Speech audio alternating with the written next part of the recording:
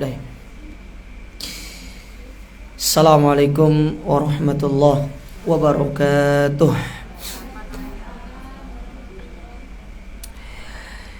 Alhamdulillahi rabbil alamin, wabihi nasta'inu ala umuri dunya waddin. Wassalatu wassalamu ala rasulina al-amin, nabina Muhammadin wa ala alihi wa ashabihi wa man tabi'ahum bi ihsanin ila yaumiddin. Amma ba'du. Kaum muslimat, para ummahat, ibu-ibu yang semoga senantiasa dirahmati Allah. Alhamdulillah, puji dan syukur kita panjatkan kepada Allah Subhanahu wa taala atas segala kenikmatan yang Allah berikan kepada kita sampai saat ini, sehingga dengan kenikmatan tersebut Allah kembali mempertemukan kita dan mengumpulkan kita di dalam majelis ilmu yang mulia ini, di dalam kajian rutin kita dari tafsir Al-Quranul Karim.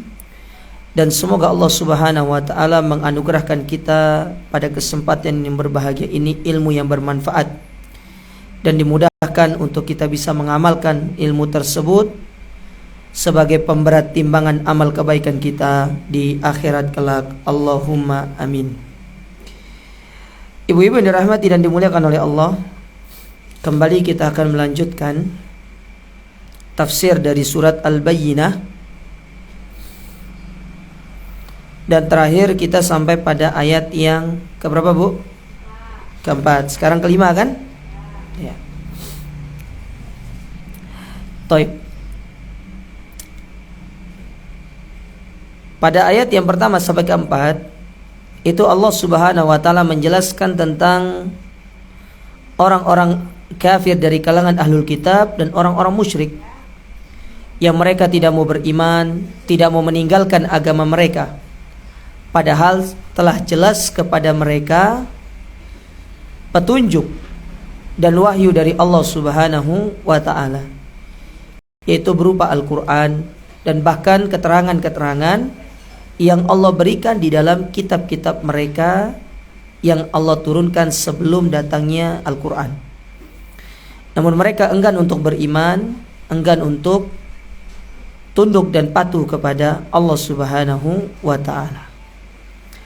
Taib. Kemudian Allah Ta'ala berfirman di ayat yang kelima, kata Allah Subhanahu wa ta'ala, wa ma umiru illa liya'budullaha mukhlishina lahuddin hunafa wa yuqimus salata wa yu'tuz zakah wa dzalika dinul qayyimah.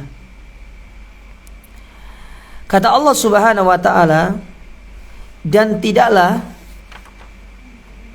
mereka diperintahkan kecuali untuk beribadah hanya kepada Allah dengan mengikhlaskan baginya agama, yang mengikhlaskan baginya agama yang lurus, yaitu bagi Allah.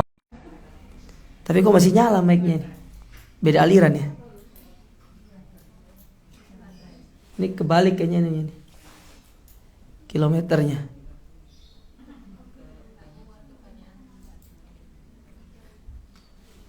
Ini belum bayar listrik ini.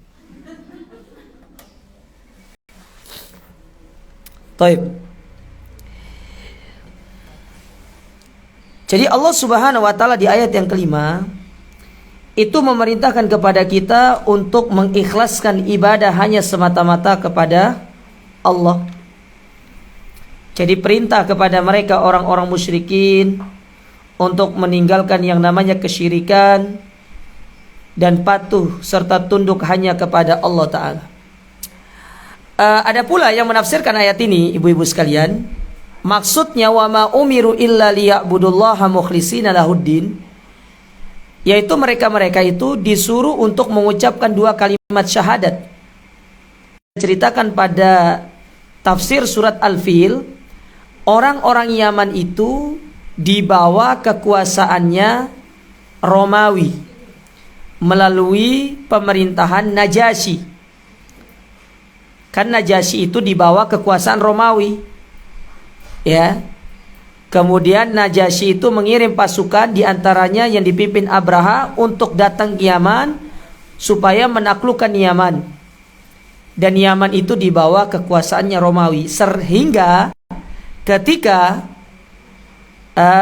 Habasyah, dalam hal ini Romawi, menguasai Yaman, maka mulailah mereka itu mengajarkan peradabannya, yaitu peradaban Nasrani. Maka agama mereka adalah agama Nasrani pada waktu itu. Nah, Nabi mewasiatkan kepada Mu'adz bin Jabal, innakum sata'tuna min ahlil kitab. Sesungguhnya kalian itu akan mendatangi ahlul kitab, yaitu orang-orang Nasrani.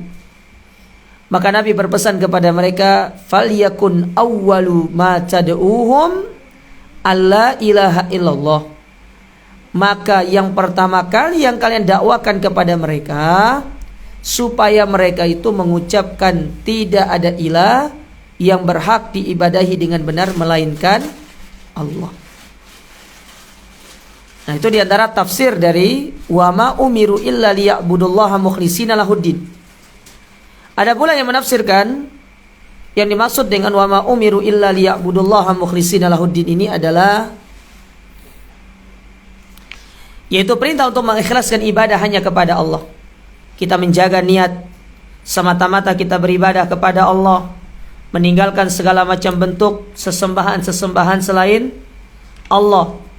Sebagaimana hal ini Allah ceritakan tentang nabi-nabi terdahulu yang Allah perintahkan mereka untuk berdakwah dan menyeru kepada kaum mereka supaya mereka meninggalkan yang namanya sesembahan selain Allah. Di antaranya apa yang Allah wasiati kepada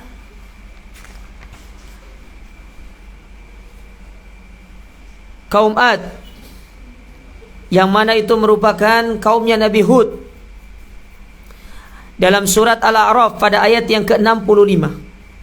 Apa kata Allah Ta'ala? Wa ila adin akhahum huda. Dan kepada kaum Ad kami utus saudara mereka itu Nabi Hud. Apa yang Allah perintahkan kepada Nabi Hud untuk disampaikan kepada mereka? Qala ya qaumi, Hud berkata, wahai kaumku, u'budullaha ma lakum min ilahin ghairuh. Sembahlah Allah dan tidak ada sesembahan yang berhak disembah selain Dia. Afala tattaqun. Maka mengapa kamu tidak bertakwa? Nah, itu Allah ceritakan tentang kaum Ad, kaumnya Nabi Hud. Begitu pula dalam ayat yang ke-73 masih dalam surat Al-A'raf, Allah menceritakan tentang kaum Tsamud, yang mana kaum Tsamud itu kaumnya Nabi siapa, Bu? Nabi siapa? Nabi Saleh. Kata Allah Subhanahu wa taala, wa ila Tsamud akhahum Saleh. Dan kami utus kepada mereka saudara mereka yaitu Saleh. Apa kata Nabi Saleh kepada mereka? Ya qaumi u'budullaha ma lakum min ilahin ghairuh. Wahai kaumku, sembahlah Allah karena tidak ada sesembahan yang berhak disembah bagimu selain Dia.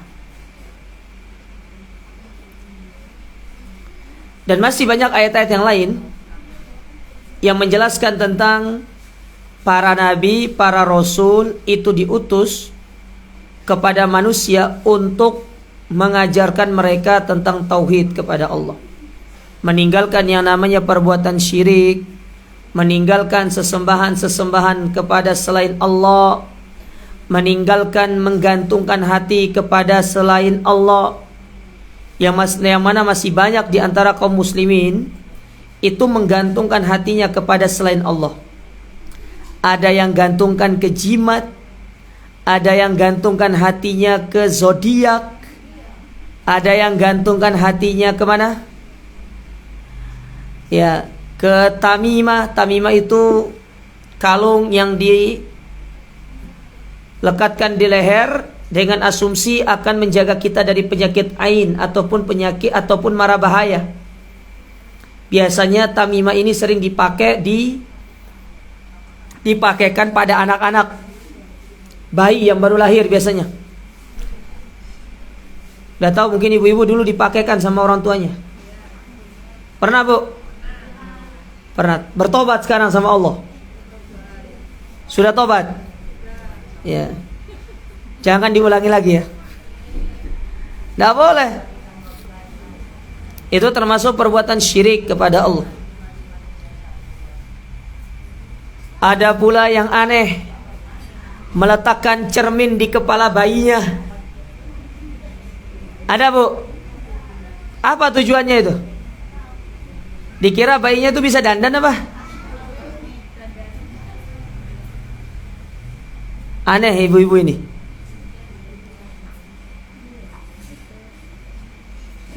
Makanya saya bilang di beberapa pengajian itu, kita itu melakukan perbuatan syirik sebelum lahir sampai mati. Banyak kesyirikannya. Sebelum lahir saja sudah 7 bulan syirik. Lahir digituin, nanti sudah mau jalan diturunin tanah, injak telur, dikurung pakai kurung ayam. Emang anaknya ayam apa? Anak ibu ayam dah. Kalau anaknya ayam, ibunya berarti ibunya ayam. Katanya ibunya ayam gitu. Ini tidak boleh kayak gitu-gitu ibu ya. Dibawa ke orang pintar disembur. Totonya orang pintarnya nggak gosok gigi.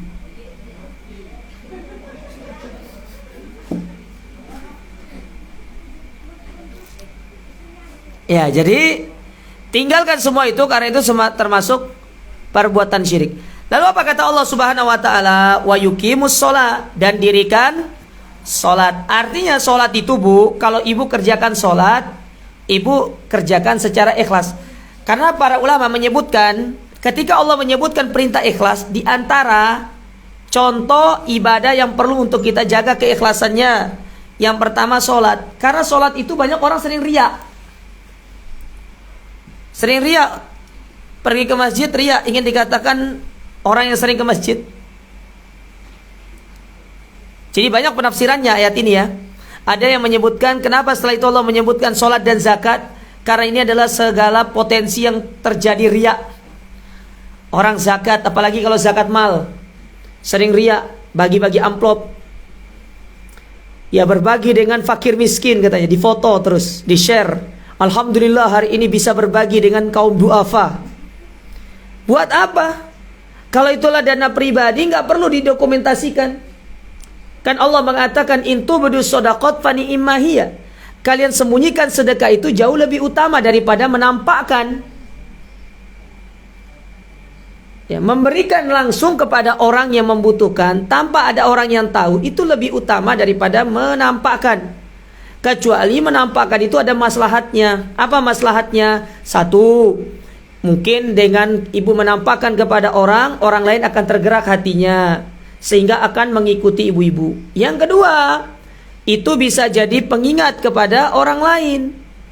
Tapi kalau ibu tidak bisa menjaga kedua hal ini, apalagi lebih condong untuk berbuat riya dalam sedekah tersebut, dalam zakat mal tersebut, maka sebaiknya tidak usah ditampakkan. Lebih baik diberikan secara sembunyi-sembunyi. Ibu berikan langsung kepada orangnya, datang, berikan. Ya. Tidak perlu pakai acara dokumentasi. Tenang, Allah sudah mendokumentasikan itu semua oleh malaikat ibu-ibu. Tenang. Tidak usah ibu perlu khawatir dengan hal yang demikian. Dokumentasinya Allah itu jauh lebih canggih daripada dokumentasinya manusia. Kamera HP, kamera yang yang kamera beneran itu kalau rusak hilang dokumentasinya. Tapi kalau dokumentasinya Allah tidak akan pernah hilang sampai hari kiamat.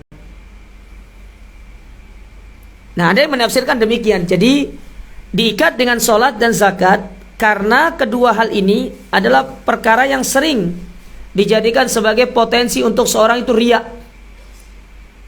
Contoh sholat misalkan kata Nabi SAW, ya, Nabi pernah mengatakan ada seorang yang sholat, fayuzayyini sholatahu, dia memperbaiki sholatnya karena ada orang yang melihatnya. Tapi giliran tidak ada orang yang melihatnya, dia sholatnya biasa-biasa saja. Dia melakukan sholat ya ala kadarnya. Tapi coba kalau ada calon mertua sampingnya, Masya Allah, luar biasa, tabarakallah, sampai mertuanya bingung, saya tidak pernah lihat sholat dia seperti ini. Akhirnya dieliminasi. Ya. Maksud hati merebut hati calon mertua apa? Mungkin dengan ngirim mata-mata. Siapa tahu di hadapan kita baik toh, di belakang ternyata kita tidak ngerti. Maka boleh, dan itu sah-sah saja. Disebutkan oleh para ulama supaya kita benar-benar aman memberikan anak kita, terutama putri kita, kepada laki-laki yang akan meminangnya. Ya, kayaknya ibu-ibu ini harus ikut daurah pranikah ini, biar tahu ilmunya, ya, biar bisa menerapkan itu pada anak-anaknya besok. Tapi kita kembali ke sini. Lalu Allah mengatakan wadzalika dinul qayyimah, dan itulah agama yang lurus. Jadi agama yang lurus itu adalah agama yang dibangun di atas tauhid, ibu-ibu. Dibangun di atas keikhlasan kepada Allah. Dibangun di atas kita hanya mengharapkan ridho dan wajah Allah Subhanahu wa ta'ala. Oleh karenanya bersihkan hati dari riya, dari sum'ah, dari apalagi itu, dari ujub, dari ingin dipuji, ingin pamer sama orang itu. Bersihkan, tidak ada manfaatnya. Saya katakan demi Allah tidak ada manfaatnya, 1000% tidak ada manfaatnya ibu ria, ibu sum'ah sama orang itu. Tidak ada manfaatnya sama sekali. Yang ada justru itu menambah hati ibu semakin sempit. Yang ada kehidupan ibu itu semakin tidak teratur, semakin dijauhkan dari keberkahan oleh Allah. Apalagi usia ibu-ibu ini tidak muda loh ya, 40-50 tahun ke atas. Itu adalah usia di mana ibu-ibu itu harus memikirkan keberkahan hidup. Dan cara untuk memikirkan keberkahan hidup itu adalah membersihkan hati dari segala penyakit-penyakit seperti itu tuh. Mulai dari riya, dari sum'ah, hasad, apalah segalanya. Saatnya hati ibu itu dibersihkan dengan semua itu. Buat apa mikirkan hidup orang? Buat apa mikirkan omongan orang? Buat apa kita menjadikan orang lain ada dalam hati kita? Kalaupun harus ada orang yang ada dalam hati kita, itu hanya beberapa orang saja. Yang pertama Rasul, yang kedua itu suami ibu, yang ketiga putra putri ibu, yang keempat orang tua ibu. Sisanya nggak usah. Buat apa ibu pikirkan orang lain? Akhirnya nanti kelahi sama suaminya lantaran bela temennya. Ada suami istri kelahi lantaran bela suami istri yang lain. Ternyata suaminya teman suaminya, istrinya teman istrinya. Kelahi. Sama-sama saling bela temannya. Suaminya bilang, kamu nggak tahu teman saya itu, saya kenal dia. Istrinya juga bilang, ya Mas juga nggak tahu istrinya, itu teman saya dari sejak belum lahir.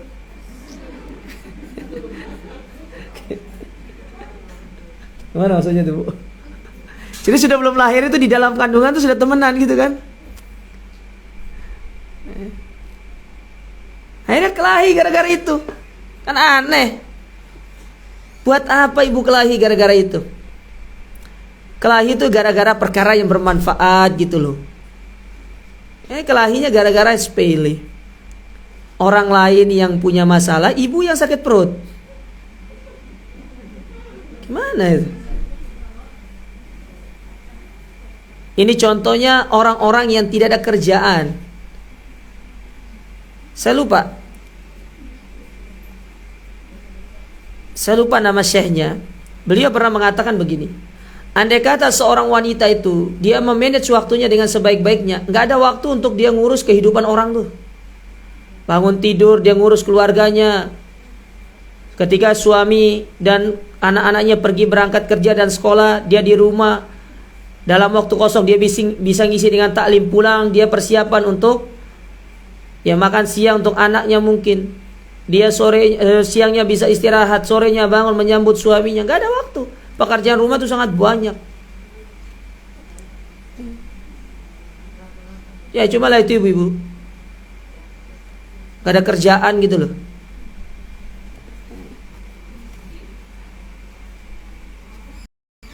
Ya kerjaan itu gibah orang Ustaz, itu kerjaan.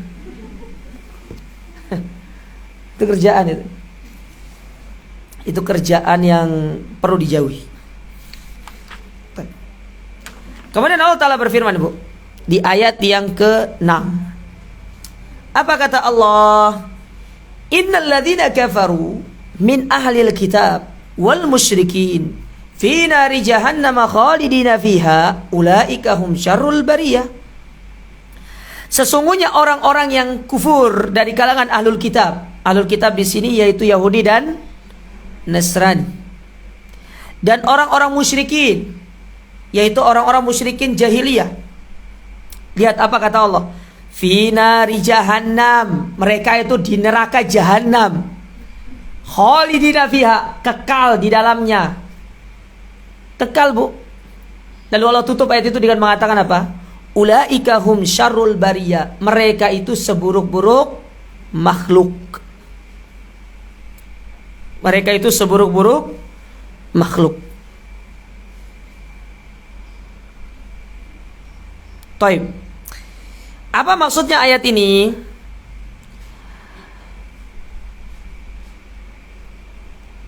Kata Syekh Muhammad bin Shalih Al-Utsaimin, yang dimaksud dengan ahlul kitab ay al-yahud wan nasara, yaitu orang-orang Yahudi dan Nasrani. Fa innal yahuda wan nasara kuffarun hina lam yu'minu bi Rasulillah sallallahu alaihi wasallam. Orang-orang Yahudi dan Nasrani itu mereka dikatakan kufur sampai mereka mau beriman kepada Rasul. Ustaz, kenapa Waraqah bin Naufal tidak dikatakan kufur? Maka kita katakan Waraqah bin Naufal tidak dikatakan kufur karena dia masih berpegang teguh dengan agamanya Nabi Isa. Dan ketika dia berpegang teguh dengan agamanya Nabi Isa, Nabi Muhammad itu belum diutus. Jadi dia dihitung di atas agama yang masih dia berada di atasnya. Andai kata ketika Nabi sudah diutus menjadi Rasul, maka dia mau gak mau harus masuk ke dalam agama Islam. Kalau dia berpegang teguh dengan agama yang masih dianut sebelum Nabi diutus itu, maka kategorinya dia itu orang kafir. Paham, Bu? Sampai sini, Bu? Paham tidak? Saya ulangi ya. Kenapa Waraqah bin Naufal, pamannya Khadijah itu tidak dikatakan kafir? Padahal dia kan Nasrani. Maka kita katakan karena dia masih berpegang teguh dengan agamanya Nabi Isa itu sebelum Nabi diutus menjadi roh. Karena belum diutus, tidak ada kewajiban untuk kita beriman kepada Rasul itu. Tapi setelah Nabi diutus menjadi Rasul, maka seluruh ahlul kitab harus beriman kepada siapa? Kalau nggak beriman, mereka dikatakan kufur. Paham, Ibu-ibu? Itu maksudnya.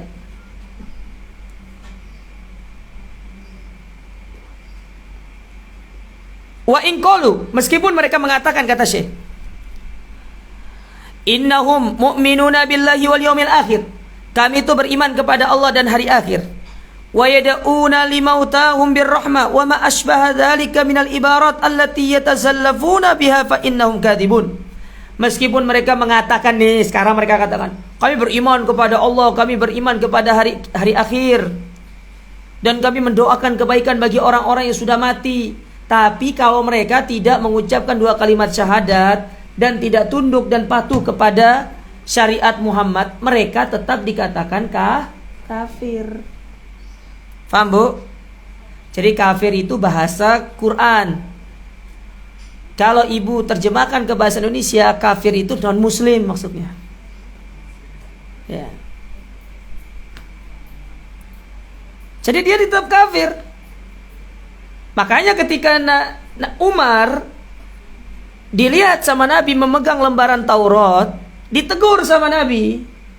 Apa kata Nabi SAW? Amutahawwikuna anta ya Ibn al-Khattab? Apakah engkau ragu, wahai anaknya Al-Khattab, dengan apa yang aku bawa? Karena dia memegang Taurat.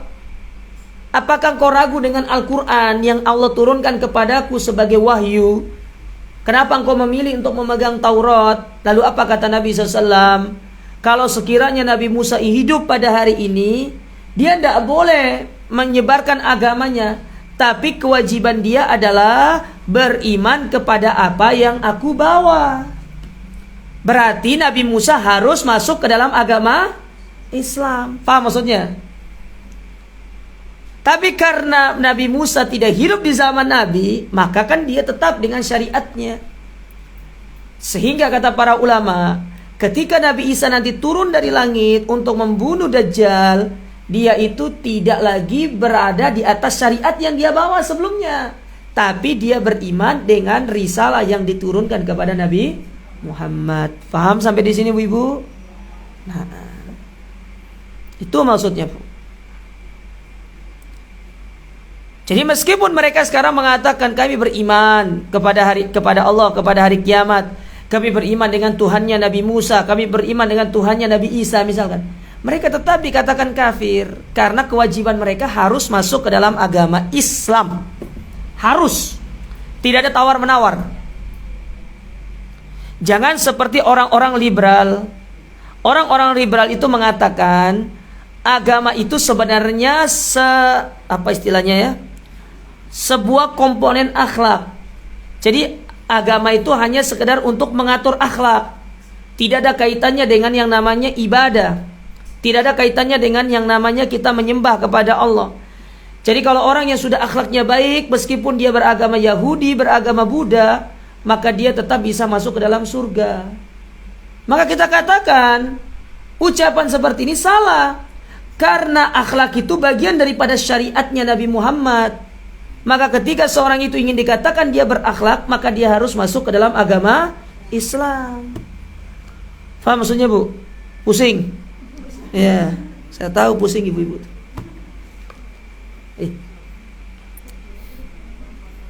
Makanya jangan suka baca orang-orang liberal ya. Bahaya, Bu, ibu baca nanti ibu kena liberal nanti. Karena di Indonesia ini paham-paham liberal tuh banyak.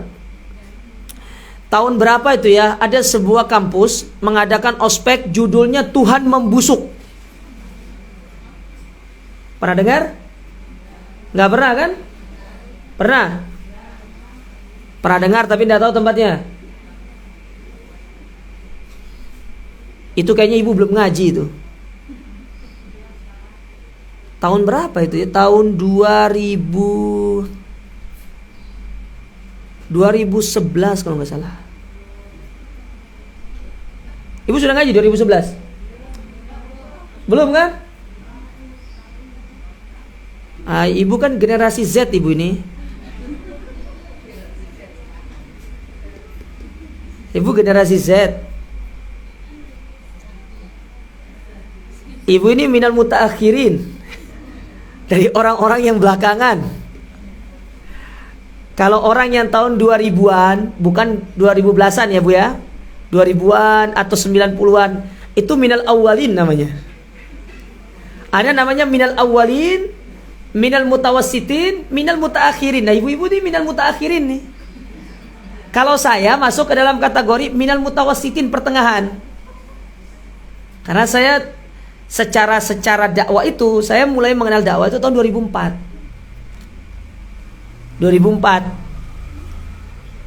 Tapi kalau para ustadz-ustadz sepuh, misalkan kayak Ustadz Mubarak, Ustadz Aun, Ustadz Yazid, itu minal awalin. Mereka itu termasuk orang-orang awal dari generasi dakwah ini. Karena mereka sudah berdakwah sejak tahun 90-an. Ana masih main kelereng itu mereka sudah dakwah itu. Ya.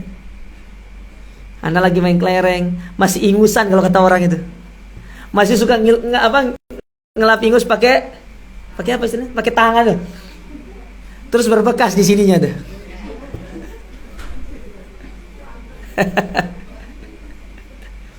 Apa istilahnya kalau bahasa Jawanya tuh? Yang ingusan itu loh.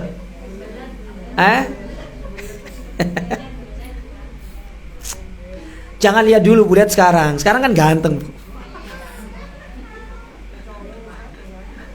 Ya masa saya bilang diri saya cantik. Kita lanjut ya. Intermezzonya jangan panjang-panjang.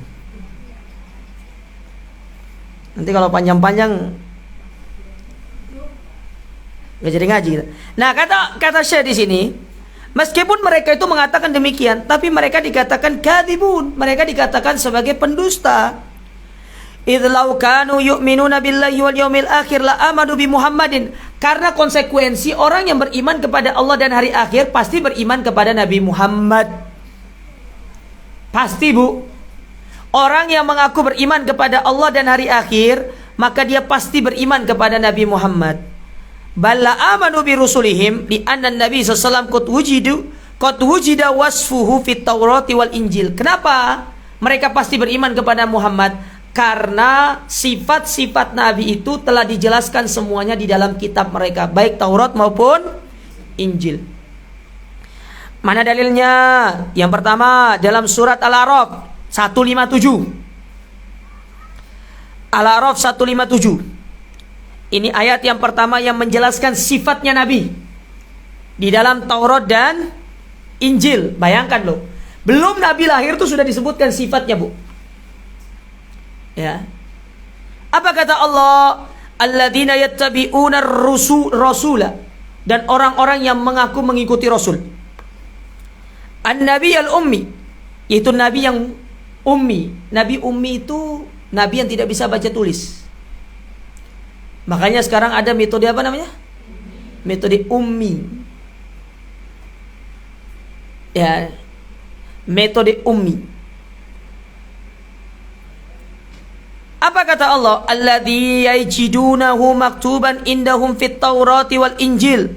Yang mana orang ini, Nabi ini akan didapatkan sifat-sifatnya itu tertulis di dalam Taurat dan Injil. Ada semua sifat-sifatnya. Makanya ketika Salman Al-Farisi beliau mencari hidayah, mencari kebenaran itu, dia berangkat dari Iran menuju Irak, dari Irak menuju Amuria. Amuria itu di dekat Turki sana. Kemudian datang lagi ke Irak, datang lagi ke Turki. Kemudian baru pindah hijrah ke Madinah. Dia itu mempelajari Injil yang benar. Dan di dalam Injil itu disebutkan ciri-ciri Nabi Muhammad. Kemudian dijelaskan oleh gurunya. Di antara ciri-cirinya itu dia akan muncul ya di tanah yang gersang, tidak ada kehidupan katanya. Kemudian pindah ke tempat yang penuh dengan pepohonan, yaitu Madinah, yang mana tempat tersebut berada di antara dua bukit yang besar. Dan memang Madinah itu adalah berada di antara dua bukit. Kemudian ciri-cirinya dia tidak makan sedekah, dia makan hadiah. Ada benjolan sebesar telur burung merpati di pundaknya. Itu disebutkan ciri-cirinya. Nah, dari mana coba mereka tahu ciri-ciri ini kalau bukan dari Taurat dan Injil? Paham gak maksud saya, ibu-ibu? Dari mana orang tahu ciri-ciri seperti ini kalau bukan Allah menjelaskan kepada mereka? Artinya mereka sudah ngerti ciri-cirinya, sudah paham, dijelaskan semuanya oleh Allah Subhanahu wa taala. Dalam ayat yang lain, dalam surat Shaf ayat yang ke-6, kata Nabi Isa alaihissalam kepada Bani Israel. Apa kata Nabi Isa? Ya Bani Israel, wahai Bani Israel, inni Rasulullahi ilaikum, sesungguhnya aku ini adalah utusan Allah kepada kalian. Musaddiqan lima baina yadayya minat Taurat, ya, dan aku membenarkan apa-apa yang ada padaku dari Taurat ini. Wa mubasysyiran bi rasulin, dan aku memberikan kabar gembira kepada kalian dengan datangnya seorang rasul ya'ti min ba'di, yang akan datang setelahku ini, kata Nabi Isa. Namanya siapa? Ismuhu Ahmad. Disebutkan namanya. Karena diantara nama Nabi itu adalah Ahmad dan Muhammad. Namanya Ahmad. Disebutkan ciri-cirinya, Bu. Tapi mereka tidak mau beriman. Ya. Begitu pula orang-orang musyrikin, mereka juga tidak mau beriman kepada Nabi SAW. Bahkan Nabi itu dikatakan sebagai sihir, dikatakan sebagai kahin, dukun, dan yang lebih menyakitkan, Nabi itu dikatakan sebagai sobi. Apa itu sobi? Yaitu orang yang keluar dari adat kebiasaan masyarakatnya. Nabi nangis ketika dikatakan sobi. Nabi bisa bertahan ketika dikatakan tukang sihir, dikatakan tukang sair, dikatakan dukun. Tapi ketika Nabi dikatakan sebagai sobi, Nabi tidak bisa menahan air matanya. Nabi sedih. Tapi itulah resiko dakwah. Nah, coba lihat ketika Allah menyebutkan tentang mereka, sesungguhnya mereka orang-orang kafir dari kalangan ahlul kitab, orang-orang musyrikin, mereka berada di dalam neraka jahanam, kekal di dalamnya. Allah tutup ayat itu dengan mengatakan apa? Ulaika hum syarrul, mereka itu seburuk-buruk makhluk. Jadi sebaik-baiknya orang kafir, Bu, kalau tidak beriman tetap buruk di mata Allah, tetap buruk di mata Allah Ta'ala.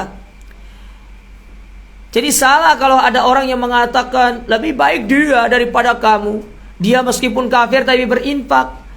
Tidak akan dihitung infaknya itu sampai dia beriman. Sebagaimana pernah satu ketika Aisyah radhiyallahu taala anha, beliau bertanya kepada Nabi tentang seorang yang sangat dermawan di masa jahiliyah yang bernama Ibnu Jud'an. Pernah dengar Ibnu Jud'an? Jadi Ibnu Jud'an ini adalah orang yang sangat dermawan di masa jahiliyah. Ya, kata Aisyah radhiyallahu taala anha kepada Nabi SAW, "Ya Rasulullah, Ibnu Jud'an kana fil jahiliyah yasilur rahim wa yut'imul masakin." Ibnu Jud'an ini di masa jahiliyah dia suka menyambung tali silaturahim, dia suka memberikan makan kepada orang-orang miskin. Fahal dzaka nafi'uhu, apakah semua itu akan bermanfaat bagi dia nanti di akhirat? Apa jawaban Nabi? Qala la yanfa'uhu, semua itu tidak akan bermanfaat. Tidak akan pernah bermanfaat. Kenapa demikian? Karena dia tidak beriman kepada Allah, tidak muslim, tidak tunduk dan patuh kepada Allah. Maka sebesar apapun kebaikan yang dilakukan oleh orang-orang kafir, itu tidak ada manfaatnya kalau mereka tidak beriman. Berbeda dengan orang Islam. Sekecil apapun kebaikan yang dilakukan oleh seorang muslim, Allah mengatakan kepada mereka, "Famay ya'mal mithqala dzarratin khairan yarah." Sekecil apapun yang kita lakukan, kalau kita seorang muslim, Allah berikan balasannya, Bu. Sebesar apapun kebaikan yang diberikan oleh yang dilakukan oleh orang kafir, di akhirat mereka tidak mendapatkan kebaikan sama sekali. Tapi Allah menggantinya kala mereka berada di dunia. Faham sampai di sini, Bu Ibu? Jadi hilangkan skeptik yang mengatakan lebih baik dia orang kafir. Dia suka membantu, suka donasi. Mau dia donasi satu dunia ini kepada orang miskin. Namanya kalau nggak beriman tetap tidak lebih baik daripada orang beriman. Karena yang Allah lihat itu keimanannya, bukan kebaikannya. Apalah arti kebaikan kalau tidak didasari dengan iman? Sebaliknya, meskipun dia adalah pelaku maksiat, tapi kalau dia orang beriman, orang ini tetap diharapkan akan keluar dari api neraka dan masuk ke dalam surga. Bisa dipahami, Ibu? Maka jangan pernah kita menganggap orang kafir itu lebih baik daripada orang Islam. Tetap orang mukmin itu lebih baik daripada orang kafir. Tetap lebih baik. Dan ibu harus tanamkan dalam diri ibu ini sebagai keyakinan akidah Ahlus Sunnah wal Jamaah. Cuma kita husnudon, mungkin karena kejahilan mereka, orang-orang di luar sana, saudara-saudara kita, mereka mengucapkan kata-kata yang demikian. Padahal hakikatnya ucapan tersebut tidak benar dan itu menyelisihi apa yang Allah firmankan di dalam ayat yang ke-6 ini. Mereka adalah seburuk-buruk makhluk. Taib. Kemudian Allah berfirman pada ayat yang ke-7. Apa kata Allah Subhanahu wa taala? Innal ladzina amanu wa amilus solihat ulaika hum khairul bariyah. Sesungguhnya orang-orang beriman dan beramal soleh, merekalah sebaik-baik makhluk. Kalau tadi Allah menyebutkan tentang orang kafir, sekarang di ayat yang ke-7 Allah menyebutkan tentang orang-orang mukmin yang beramal soleh. Mereka adalah orang yang terbaik.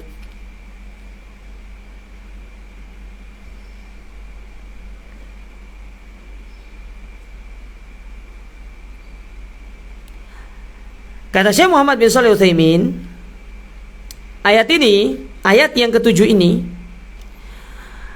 yaitu Allah Subhanahu wa taala mengabarkan kepada kita bahwasanya orang-orang yang beriman adalah orang-orang yang berada di atas kebaikan. Dan tingkatan mereka itu bertingkat-tingkat. Saya ulangi, tingkatan mereka itu bertingkat-tingkat. Sebagaimana yang Allah sebutkan dalam surat An-Nisa ayat 69. Surat An-Nisa ayat berapa, Bu? 69. Saya bacakan ya. Apa kata Allah? Wa may yuti'illaha wa rasulah. Barang siapa yang taat kepada Allah dan Rasulnya, faulaika ma'alladzina an'amallah, maka mereka itulah akan dikumpulkan dengan orang-orang yang Allah berikan nikmat. Siapa mereka yang Allah berikan nikmat? Yang pertama minan nabiyyin, yang kedua wasiddiqin, yang ketiga wasyuhada, dan yang keempat wassalihin. Nah, rentetan pengucapan ini, Bu, minan nabiyyin wasiddiqin wasyuhada wassalihin, itu sudah menunjukkan tingkatannya langsung. Jadi tingkatan yang paling atas itu tingkatan siapa? Para nabi. Dan ini tidak akan bisa kita gapai, Bu, tingkatan ini. Maksudnya tingkatan kebaikan itu tingkatan dari kebaikan para nabi, karena mereka diberikan risalah, diberikan kenabian, ya. Tapi bukan berarti kita tidak bisa satu surga bersama mereka. Bisa. Sebagaimana Nabi memberikan isyarat. Apa kata Nabi SAW? Idza sa'altumul jannata fas'alil firdausal a'la. Kalau kalian minta surga, mintalah surga yang paling tinggi. Itu isyarat dari Nabi bahwasanya yang bukan sebagai Nabi itu bisa masuk ke dalam surga Firdaus. Yang mana surga Firdaus itu tempat berkumpulnya para Nabi. Paham sampai di sini, Bu? Ngerti nggak? Yang kedua, tingkatan kedua yaitu siddiqin. Orang-orang jujur. Orang-orang yang selalu membenarkan. Wa ala rasi siddiqin, dan pemimpinnya orang-orang jujur ini adalah Abu Bakar As-Siddiq. Kenapa dia dikatakan sebagai pemimpinnya orang-orang jujur? Karena Abu Bakar itu tidak pernah mengatakan tidak dan tidak pernah mengatakan ragu kepada apa yang dikabarkan dan diperintahkan oleh Nabi. Masih ingat peristiwa Isra Mi'raj, Bu? Tahu peristiwa Isra Mi'raj kan? Ibu di mana waktu itu? Hah? Masih di alam ruh. Coba perhatikan ya. Ketika Nabi pulang dari Isra Mi'raj, Nabi menyampaikan kepada kaumnya, aku melakukan Isra satu malam tok. Jadi habis Isya sampai menjelang subuh.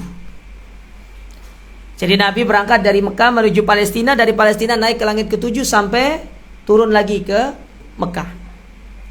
Ketika sampai di Mekah sebelum subuh, Nabi menceritakan kepada kaumnya, kepada orang-orang musyrikin pada waktu itu dan kepada kaum muslimin, bahwasanya aku pergi ke Baitul Maqdis, yang mana Baitul Maqdis itu begini, dan aku naik ke langit ke-7 kemudian turun. Kata orang-orang musyrikin, apa kata mereka? Oh, Muhammad sudah tambah gila. Gak ada ceritanya orang pergi ke Baitul Maqdis itu satu hari, satu malam. Gak ada ceritanya satu malam. Wong perjalanan naik kuda saja itu bisa 1 bulan. Bayangkan ini hanya ditempuh dalam 1 malam. Kemudian golongan yang kedua dari kalangan orang-orang mukmin, mereka ragu dengan apa yang disampaikan oleh Nabi SAW. Masa iya sih? Tapi coba lihat, satu orang yang tidak pernah ragu, ya, Abu Bakar As-Siddiq, ketika dikabarkan kepada beliau tentang perihal peristiwa Isra Mi'raj, apa jawaban beliau? Kalau Muhammad yang ngomong, aku percaya. Karena dia tidak pernah dusta. Dari situlah beliau diberikan gelar As-Siddiq, orang yang selalu membenarkan apa yang dikabarkan oleh Nabi Sallallahu Alaihi Wasallam. Kalau kita jangankan apa yang dikabarkan Nabi, yang dikatakan Allah dalam Al-Quran kita tidak pernah benarkan. Banyak janji-janji Allah dalam Al-Quran, tapi kita masih ragu.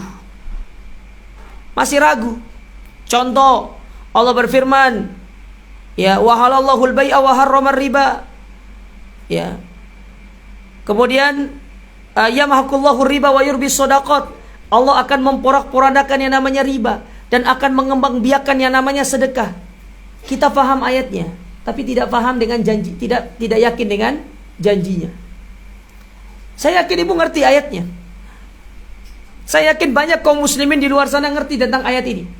Tapi banyak banyak di antara kaum muslimin yang tidak percaya dengan janji Allah. Tetap aja melakukan riba. Tidak percaya dengan janji Allah. Tetap aja melakukan perbuatan-perbuatan yang diharamkan. Abu Bakar As-Siddiq tidak pernah mendustakan Nabi. Satu pun tidak pernah mendustakan Nabi. Makanya ketika terjadi pertikaian antara Umar dan Abu Bakar, sampai-sampai Abu Bakar pun datang mengatakan kepada Nabi SAW bahwasanya Umar tidak memaafkan aku. Nabi marah. Datang dari kejauhan Umar, muka Nabi beliau itu langsung merah. Lalu apa kata Nabi SAW? Jangan ganggu sahabatku ini. Di mana kalian dahulu? Dikala manusia mendustakan aku, hanya dia yang membenarkan aku, hanya dia yang mempercayaiku. Kalian di mana dahulu? Tidak pernah percaya kepadaku. Abu Bakar yang percaya kepada Nabi SAW. Adapun yang lain tidak percaya sama Nabi. Diawali dengan penentangan baru masuk Islam. Tapi Abu Bakar tidak pernah demikian. Maka Nabi SAW mengatakan, tinggalkan dia, jangan ganggu dia. Karena kalau kalian mengganggu dia sama dengan mengganggu aku. Apa kata Umar? Setelah hari itu tidak ada yang berani mengganggu Abu Bakar As-Siddiq. Tidak pernah ada yang mengganggu Abu Bakar As-Siddiq. Makanya beliau itu dikatakan sebagai Rasul Siddiqin, kepalanya, ketuanya, penghulunya dari orang-orang yang selalu jujur.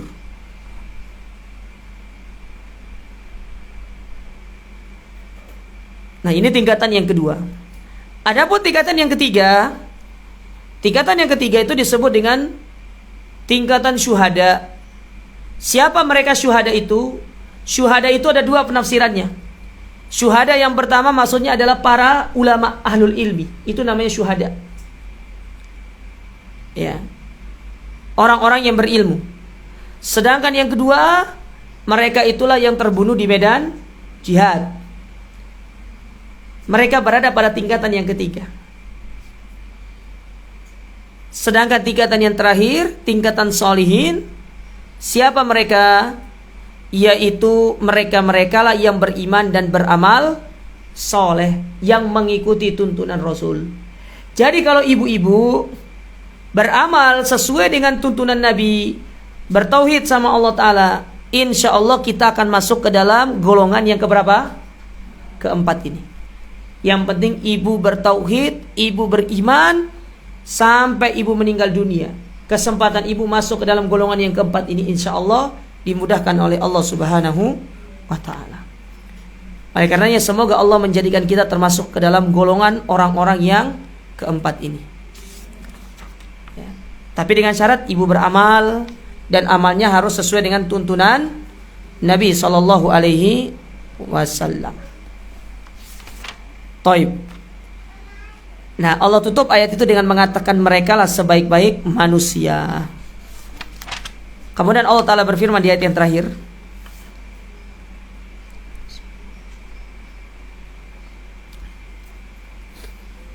apa kata Allah? Jazaohum inda rabbihim jannatu adnin tajri min tahtihal anhar khalidina fiha abada radhiyallahu anhum wa radu'an dzalika liman khasyya rabbah. Kata Allah Subhanahu wa Ta'ala, dan itulah balasan mereka di sisi Tuhan mereka, yaitu surga Aden. Apa sih yang dimaksud dengan surga Aden itu, Ibu? Surga Aden itu kata para ulama, Al-Aden artinya Al-Iqomah. Jadi Aden itu adalah nama surga tempat kita diam, itu namanya Aden. Jadi Aden itu artinya al-iqamah fil makan wa adamin nuzu' anhu, tetap di tempatnya, tidak akan keluar. Itu namanya Aden, tidak akan meninggalkan. Itu namanya Jannatu Aden, surga yang kita akan tetap di dalamnya dan tidak akan pernah pergi dari tempat itu. Itu namanya Jannatu Aden. Pasti ibu-ibu selama ini menganggap Jannatu Aden itu nama surga ya, surga Aden ya. Benar Bu? Kok malu-malu bilangnya? Jadi Jannatu Aden itu adalah surga yang seseorang itu akan berdiam di tempat itu dan tidak akan pergi meninggalkannya. Yang mana sifat dari surga tersebut apa, Bu? Tajri min tahtihal anhar, mengalir di bawahnya sungai-sungai. Sungai-sungai. Ya.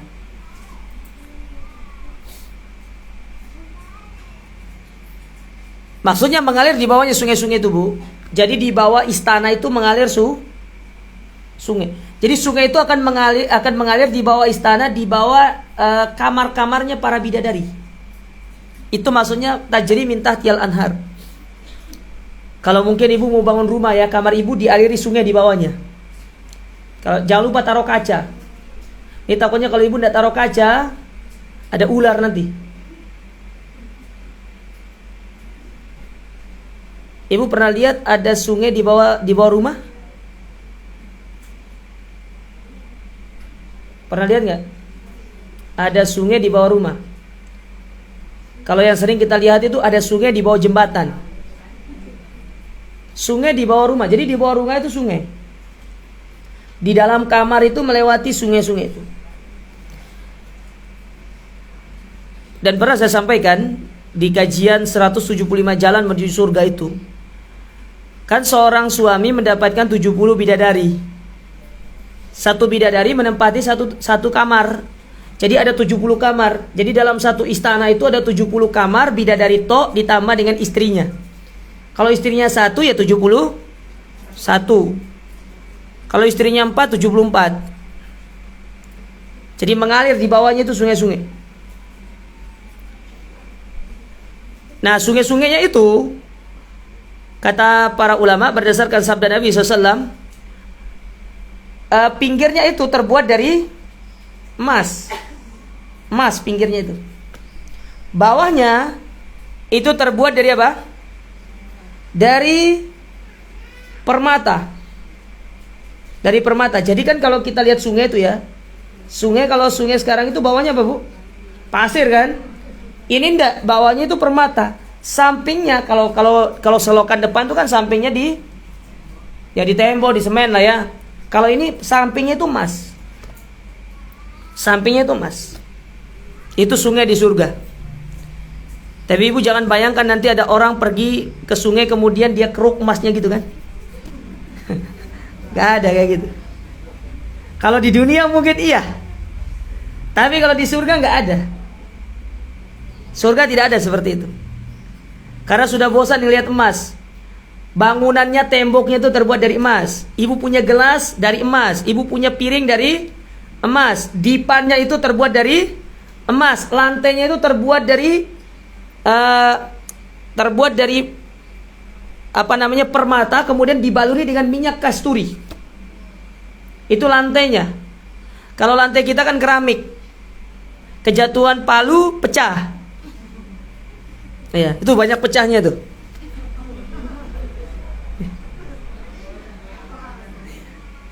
Mentok-mentok ya. Rumah itu lantainya terbuat dari marmer. Itu mentoknya. Tapi kalau di surga lantainya itu terbuat dari permata. Jadi terbuat dari permata lantainya. Surganya indah, Bu.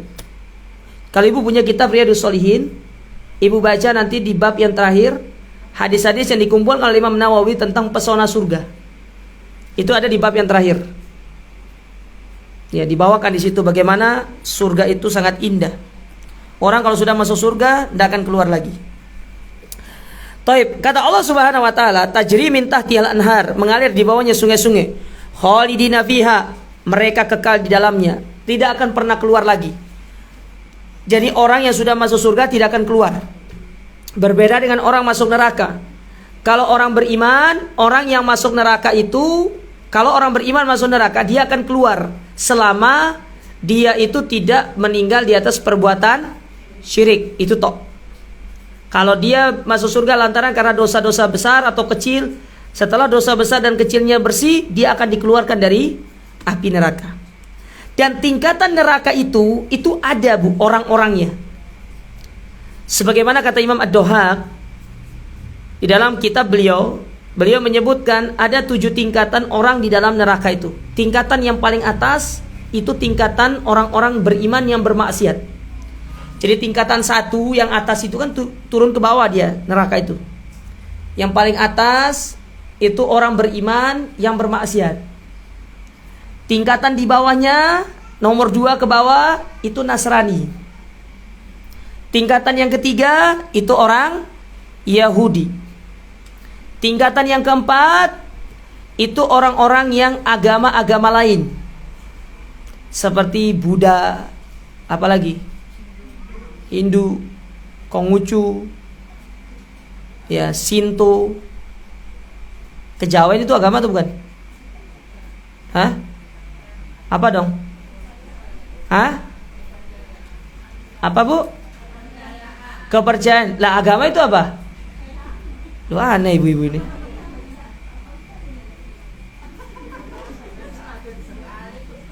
Hah? Kejawen itu apa bu? Agama atau kepercayaan? Hah? Kepercayaan atau agama? Lu tadi bilang kepercayaan, sekarang kok ragu-ragu? Lu makanya harus punya prinsip bu. Kejawen itu agama atau bukan? Apa dong? Apa? Kepercayaan. Lalu saya tanya lagi, Islam itu kepercayaan atau bukan? Apa bedanya keyakinan sama kepercayaan? Kalau yakin tuh YAKIN. Nah gitu.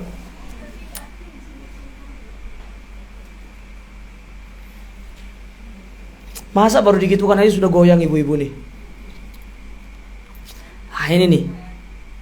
Terus itu keempat ya. Kelima itu ada orang-orang Majusi. Bukan.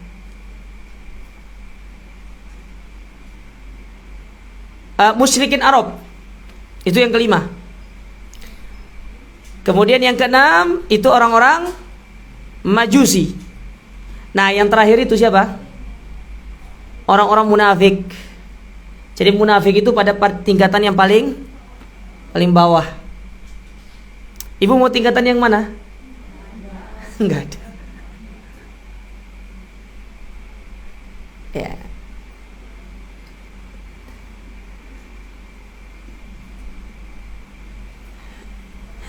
Jadi mereka kekal di dalamnya, di dalam surga. Lalu apa kata Allah Ta'ala? Radiyallahu anhum wa radu'an. Allah ridho kepada mereka dan mereka pun ridho kepada Allah.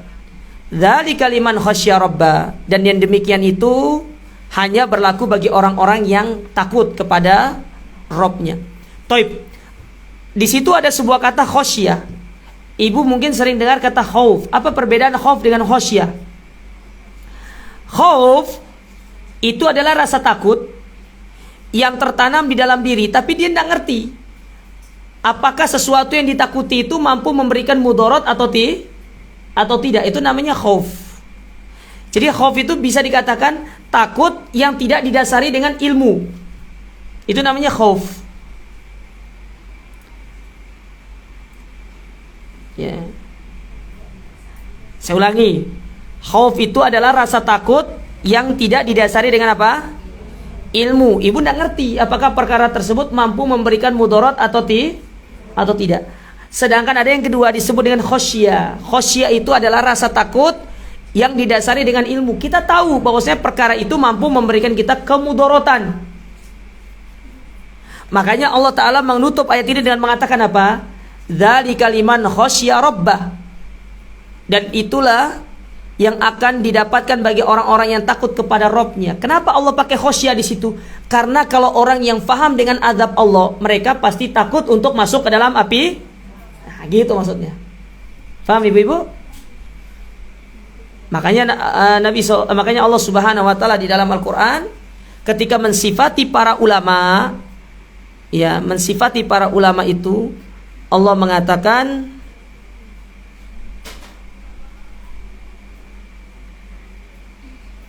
dalam surat Fatir pada ayat yang ke-28, Apa kata Allah? Wa minan nasi wad dawabi wal an'ami mukhtalifun alwanuhu kadzalik. Ya. Dan demikianlah pula di antara manusia, makhluk yang bergerak, yang bernyawa, dan hewan-hewan ternak yang ada bermacam-macam warna dan jenisnya. Di antara hamba-hamba Allah yang takut kepadanya. Apa kata Allah setelah itu?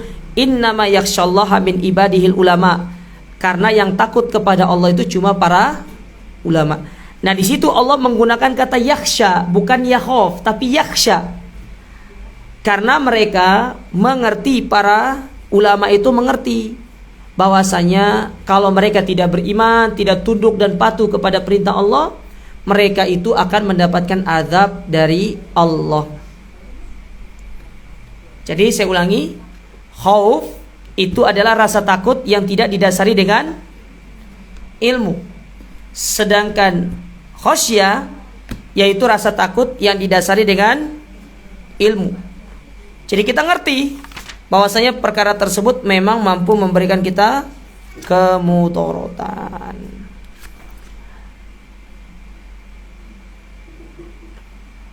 Tapi ibu, dengan demikian selesailah kita dari tafsir surat Al-Bayyinah. Insyaallah untuk pertemuan berikutnya kita masuk ke dalam tafsir surat Al-Qadar. Sampai di sini ada yang mau bertanya? Silakan. Tidak ada, kita tutup ya.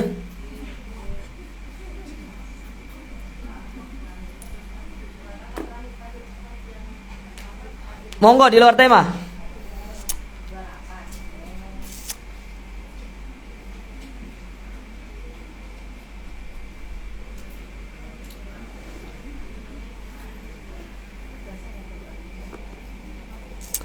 Atau mungkin ada ibu-ibu yang mau klarifikasi?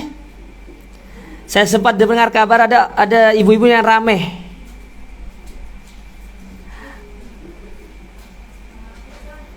Masalah safar.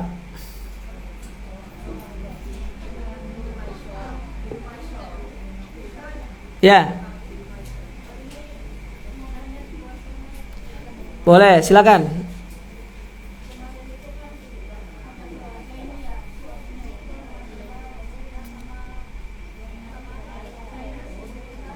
Gimana? Muslim nikah sama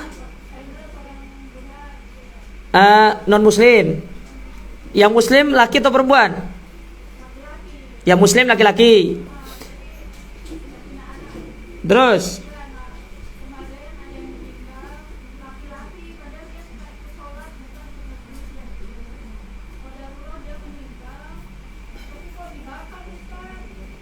loh, kenapa dibakar?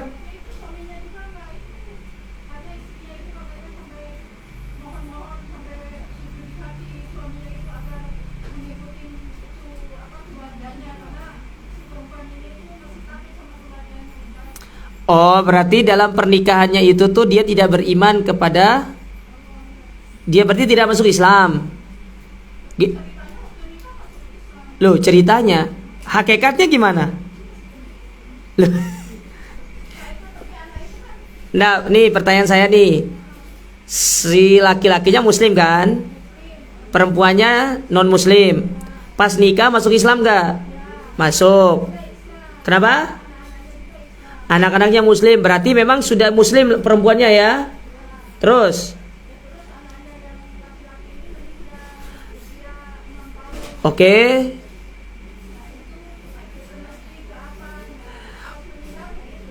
Oh, dari istrinya bilang sama suaminya kalau bisa ngikut adatnya dia, dibakar gitu, dikremasi.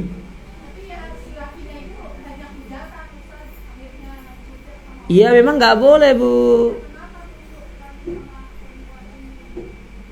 Yang pertama kesalahannya dia, kalau memang dia tidak bisa untuk menjadi pemimpin yang kuat untuk istrinya, maka jangan usah nikah dengan orang-orang non muslim, cari yang muslim. Ya Allah, Bu, yang muslim tuh banyak, muslimah tuh banyak. Kemarin daurah ta'aruf yang daftar laki-laki 50, perempuannya 150, Bu. Iya. Itu tandanya 1:3 gitu loh. Kenapa? Berarti harus istrinya 3. Iya, kemarin daurah ta'aruf itu yang saya sama Ustaz Fadlan itu, yang daftar perempuan 150 orang.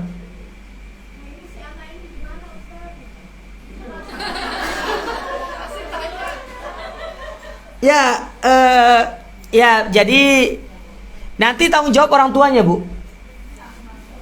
Kalau dia itu meninggal dalam kondisi muslim, maka insya Allah anak itu nanti, karena dia belum balik ya, dia belum balik dan nanti akan dapat ujian dari Allah Ta'ala. Kalau dia seorang muslim, insya Allah tidak akan ada ujiannya. Beda kalau dia dari keluarga non muslim, insya Allah dia itu dimaafkan sama Allah. Nanti yang jadi masalah itu orang tuanya nanti di akhirat. Karena itu orang tuanya yang tanggung jawab itu, Bu. Kenapa bakar orang dia muslim? Ya jangan menghujat.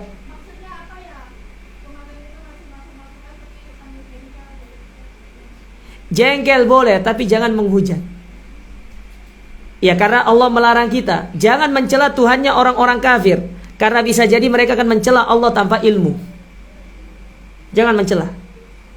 Dalam hati kita katakan itu perkara yang tidak baik, tapi tidak harus dikeluarkan dengan jangan. Nasihati, yang kita mampu nasihati, jangan, biarkan sudah. Itu sudah terjadi, terus gimana lagi? Masa bisa dikembalikan lagi? Kan sudah datang bentuk abu kan? Mau gimana lagi? Tapi dinasihati bapak ibunya ke depan itu, kalaupun meninggal jangan dibakar, tapi dikuburkan karena dia seorang muslim gitu loh. Paham ibu-ibu?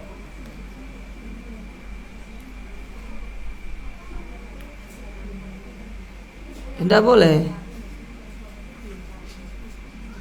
Terus yang setelah jadi abu itu dikemanakan dong? Dikubur juga? Dibuang di laut? Loh, yang dikubur itu beda lagi orangnya. Loh, yang kuburan Cina yang dikubur itu loh. Oh, itu Nasrani. Hah? Yang ada emasnya gitu loh. Hah?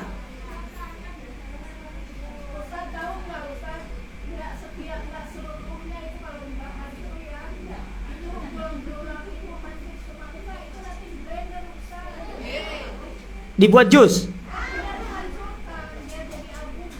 terus dibuang ke laut gitu.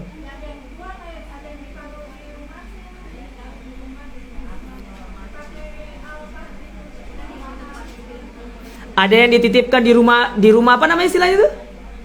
Kan ada kotak-kotak gitu loh ya. Kemudian pas setahun dipergi jenguk gitu kan, dibawakan makanan kesukaannya. Ya jadi tidak boleh seperti itu ya.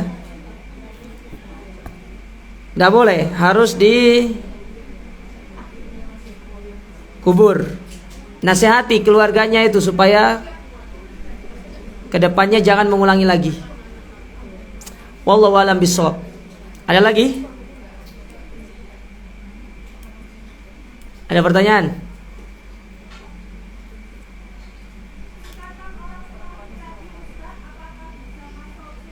Apa? Orang munafik tidak masuk surga. Dia sudah berada pada neraka paling bawah.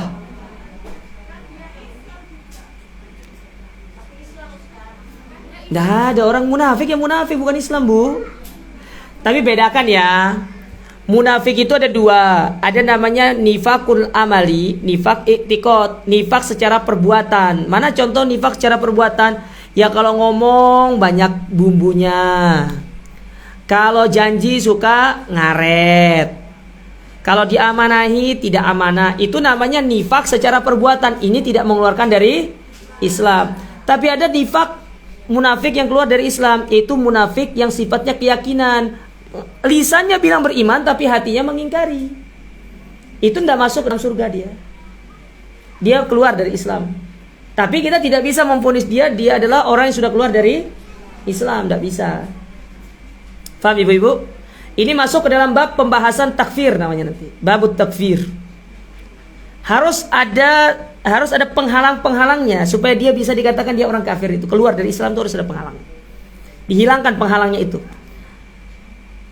Namanya orang munafik itu tidak ngerti. Kemunafikan itu kan di dalam apa? Hati. Makanya Allah Ta'ala menegur orang-orang munafik di zaman Nabi SAW. Apa kata Allah? Wa qala bi ayat wa qul bi abillahi wa ayatihi wa ayatihi wa rusulihi kuntum tastahzi'un. Katakan kepada orang munafik, apakah dengan Allah, dengan ayat-ayatnya, kemudian dengan Rasulnya kalian memperolok-olok agama ini?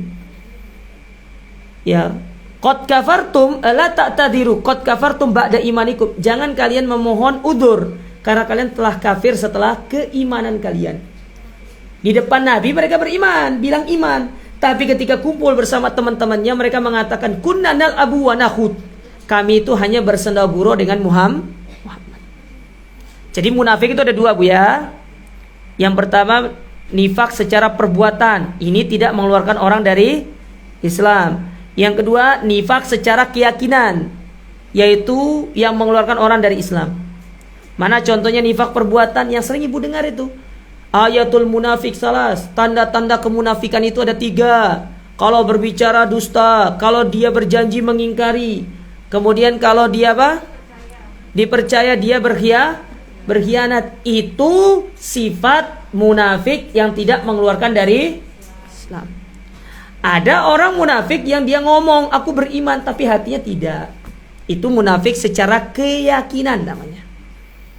Dan ini tidak ada yang tahu kecuali antara dia dengan Allah.